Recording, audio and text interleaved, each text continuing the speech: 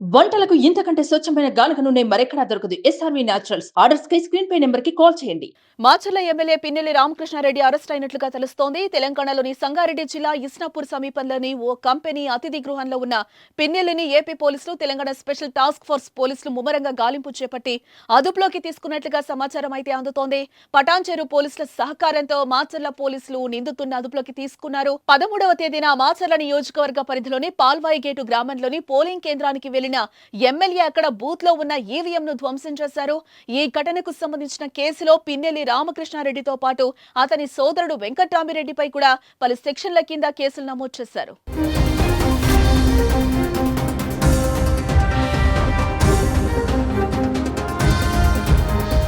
ప్రస్తుతం పరారీలో ఉన్న ఎమ్మెల్యే కోసం పోలీసులు ఉదయం నుండి విస్తృతంగా అయితే గాలిస్తున్న పరిస్థితి.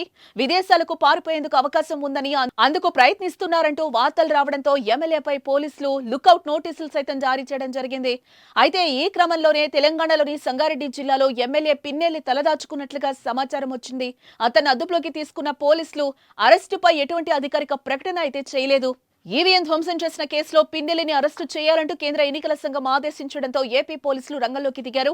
వాస్తవానికి పిన్నెల్లి ఎక్కడున్నారనేది వారికి తెలుసని, అసలు పారిపోవడానికి సహకరించింది కూడా మాచర్ల నియోజకవర్గ పరిధిలోని పోలీసులేనని ఆరోపణలు వచ్చాయి.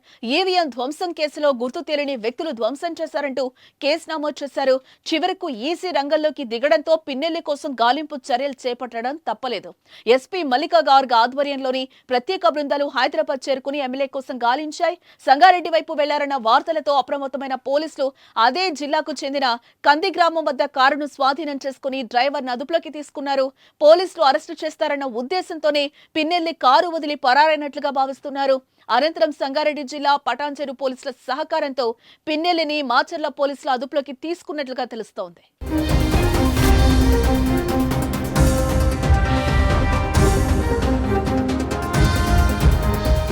సుమన్ టీవీలో మీ పర్సనల్ అండ్ బిజినెస్ ప్రమోషన్స్ కోసం కింది నెంబర్కి కాంటాక్ట్ చేయండి.